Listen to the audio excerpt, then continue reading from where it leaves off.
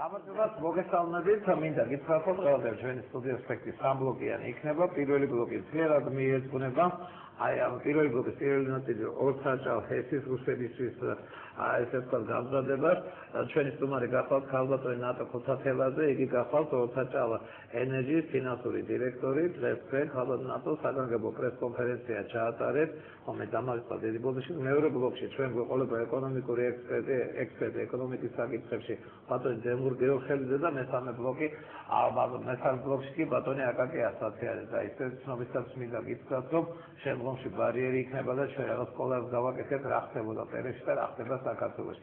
ქალბატონო, ძალიან საინტერესო პრესკონფერენცია გააკეთა და მინდა ეს დინამიკაში მაყურებელს აუხსნა გასულ კვირას აქ ჩვენთან სტუმრად გახდათ ბატონი ლაშა ჟვანია და მე გამიკვირდა რომ ბატონი ლაშა ჟვანია ამ ყოფილა საქმისკოში აი ამ ორთაჭალ გესის ესე უცნაურად დააუქციონირებას გადაცემას და დღეს პრინციპში ენერგომა და ყველაზე უფრო რავი საქმე როგორც გაიყვა ეს თქვენთანაც ითქვა დღეს იმასზე პრესკონფერენციაზე შეხვედრაზე და ჩვენც ვიცოდით მე რა დაგიმაგდა ესეთი ორი თვისი ვიცოდი რომ რუსებს ამ გესის ხელში ჩაგდება უნდა და მოდით მოგვიყევით დირექტორის განდებით მითხარით აი რატო ჩაატარეთ ეს აი რატო გონიათ რომ ხელისუფლება გაითვალისწინებს თქვენ სამართლიან როგორც ხებდანეთ დასთან იქ დააფიქსიროს სამართლიანი პრეტენზიები გაგაჩნიათ ამ აუქციონთან დაკავშირებით то ჩვენ იჯარით ავიღეთ ეს გესი 1900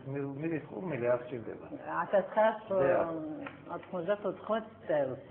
ნუ მოგეხსენებათ რა დრო იყო მაშინ და როგორ მდგომარეობაში იყო ეს გესი ალბათ გაიგებთ რომ ქალაქში ამ გესს არალგეს ეძახოდნენ. ყველაფერი იყო გაპარტახებული, გაფუჭებული, არაფერი არ მუშაობდა აბსოლუტურად. არის გამომუშავება იყო ჩვენ აღვადგინეთ შეძლების დაგვაათ ჭირდა პირველ წლებში და მე გავზარდეთ ცოტა ინვესტიციები რაღაცა და გავაკეთეთ გამომუშავებაზე გამოვიყვანეთ მაქსიმალურზე შეიძლება ითქვას. ამ გესის მაქსიმალური გამომუშავება კილოვატ-საათში არის 90 მილიონი და ესე იგი ჩვენ მივახციეთ მაგ ზღვარს. ან ამორტიზებული გესის და რამდენი ამოიღეთ წელიწადში 90 მილიონს 87-92 საშუალოდ ვიზარს მე გამოვიღეთ ესე აკვია სიმძლავრე ამდენი და გამაკვეთ რა თუ შეიძლება მე თქვენი პრესრელიზით წავიკითხეთ ადიტერიას რომ მილიონობით დოლარი გაქვთ თქვენ ჩადებული 3 მილიონი დღესდღეობით 3 მილიონამდე არის ინვესტიცია ჩადებული მოდი ჩამოყალიბდეთ ხალხმა რომ მიცოდეს მეგი თქვენ იჯარით აიღეთ ამორტიზებული გესი დაიწყეთ მისი კაპიტალური რემონტი, ხიდულობდით სხვადასხვა ესე ვთქვათ შემადგენელ ნაწილს, აამუშავეთ, გამომუშავებით ელექტროენერგიას, იდით ამ ელექტროენერგიას, შემოსავლეთ კლავდები და პერიოდულად როგორც ვიცი ულუფა, მაგრამ აი აქ ბატონი ლაშა ჟვანია ჩვენთან სტუმრად რომ იყო ქალბატონი ეკატერინე შარაშერიძე, მე წლება გული გამპირდა რომ ჩვენს ეთერში მოვიდოდა და არ მოვიდა რატომაც მანდალა მხოლოდ 41000 იხდიდნენ სახელმწიფო ბიუჯეტში. რამდენი სისტემა? სახელმწიფო ბიუჯეტში კი არა, ჩვენ იჯარის კირას ვიხდით 42000. ჩვენ მათ ვისთანაც დავდეთ ხელშეკრულება. მათ დაგვიდეს ამდენი თანხა და დიდი თანხა იყო. დიდი თანხა იყო, მაშინ იჯარისკენ ვითვალისწინებდა 100%-იან ღირებულებიდან, კონების ღირებულებიდან. ეს აღემატებოდა კიდევაც. მე გაგიზარდეთ გადასახადი იჯარის. აი ახლა რომ ივლისში რო გაგვიგზელეს შედარება რომ მოხდა 150,000 ლარი გახადეს ახლა. და ისე სხვა გადასახადებს იხდით მოგებით გადასახადებს. აი ამ დროის განმავლობაში ჩვენ გადავიხადეთ მიახლოებით სადღაც 8,300,000 ბიუჯეტში. ამდენი შეიტანეთ? რა თქმა უნდა. ეს ქონება არის ჩვენ ბალანსზე. ამიტომ ყველა ეკონომიკური დატვირთვა რაც ყველა არის ჩვენი გადასახდელი. მოგების გადასახადი, რა თქმა უნდა, ხელფასის შესაძლებლობა და ასე შემდეგ და 8,300,000 იყო გადახდილი ბიუჯეტში. ეს მე მახსოვს, აი თქვენთან იტერიათ, რომ მისი ღირებულება საწესი, როდესაც იგი თქვენ გადაიბარე, 700,000 იყო. 722,000 და იმიტომ რომ მე დაემატა ეს სანაპიროების ზოლი და მე 722,000 ღირდა ის ისე. 8 მილიონი გაქვთ უკვე გადახდილი. 8 მილიონი გვაქვს ჩვენ ბიუჯეტში გადახდილი და კიდე რო არ ჩავთვალოთ იჯარისკირა, რომელსაც ჩვენ იჯარისკაც რამდენი გამოვიდა სულ ამ 12 წლის მანძილზე. საშუალოდ რომ ანგარიშის იგი სადღაც იქნება მილიონამდე იქნება გადახდილი, იმიტომ რომ 62,000 იყო.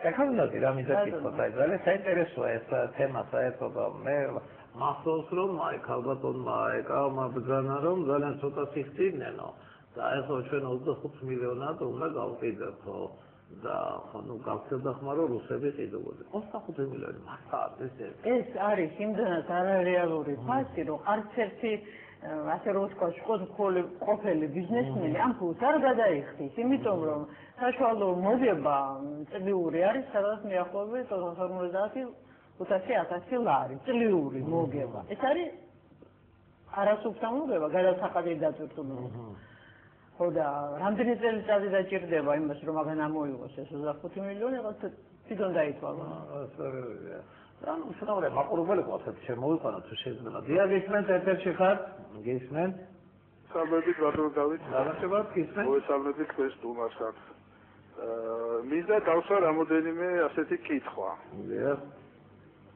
რა აზრი აქვს აი საინტერესოა მართლა ჩამოართვა საერთო საკუთრება ერთ პიროვნებას ეს უცხოელი ინვესტორი იქნება სხვა უცხოელს და ლოგიკურად ისმის ასეთი რამ გაგრძელება რომ რაც გააკეთებს ახალს ისეთ რაც ვერ გააკეთეს მოქმედმა ინვესტორებმა საინტერესოა საინტერესოა მას გაარღვიეს რაიმე გააფუჭეს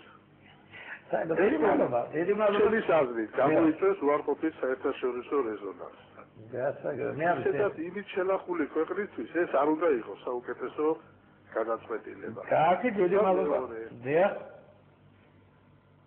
მნიშვნელოვანი ალბათ თქვენ ასევე ხომ არ გესახებათ ამ შემთხვევაში თქვენ განეცდებას რომ ადგილი აქვს ქონების ეგრეთ წოდებულ წყალებში რო თქვა დაწერას ვიღაცის ინტერესებისათვის იკვლება საინტერესოა საერთოდ ვინ არიან ეს ვიღაცეები აი ეს იგი ისევ რუსული კომპანიებია რომლებმაც ჩაღლაბეს ჩვენი ეკონომიკა და მათ შორის ენერგეტიკა. დიდი მადლობა, საინტერესო კითხვა.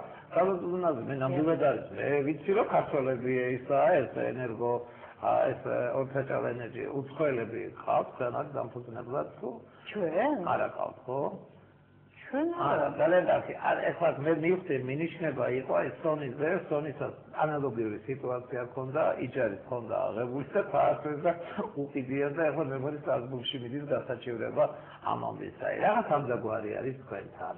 აი ბავშვად ვინც იყიდეს მე როგორც გავიგე ზაგეს იყიდულობს ეს რუსებისა ეს ზაგეს თურმე და რითი იქნება უკეთესი ეს კომპანია თუ კი თქვენ თავი გამოიწვია არ იქნება რა ქვია განცხადება მე ვიტყვი რომ ჩვენ რაც იმასაც უწევს ამ გეს მომსახურეობას და როგორც ვიყენებთ ამას ელექტროენერგიის გამოსამუშავებლად მე მგონი არც ერთი კომპანია მაგას არ გაუწევს. როცა მიიღებ გაბატახებულ გეზს და მაგაში ჩადებ თქელ ენერგიას, ოდნავ ასე ვთქვათ, მუშახელის, მე მგონი არც ერთი კომპანია ამას უკეთეს. მაშინ რაც უნდა ამ გეზის თან ესეთ კაბელი ფასად აღება. სერიოზულად ეჭვია, მოდით ესე ვთქვათ, რომ ვაპირებენ. მე ეს არის უბრალოდ მოუმზადებელი, გაუაზრებელი, უბრალოდ აი საერთო დინებას მიყოლებული, ყველაფერი უნდა გავყიდო. მხოლოდ და მხოლოდ. არა, რატო გეუბნებით ესეთ ახლა თქვენ, ახლა მე გავიგე რომ მას საუბრის დასაწყისში თქვენმა მითხრით, რომ ფარი გამოцვალეთო მოძველებულიო 300,000 დამისაო. აი თავშოთ ის რუსი ინვესტორი გამოწვია იმ ფარს. ამუშავებდა იმ ძველ. რუსი ინვესტორი კი არა, გრუზენერგოს რო ქონდა თვითონ ეს გესი საკუთრებაში, მაგას არ გაუჩაუტარებიათ ისმის არც ერთი კაპიტალური რემონტი. ყველაფერი ჩვენ დაგვცა გამოსაცვლელი.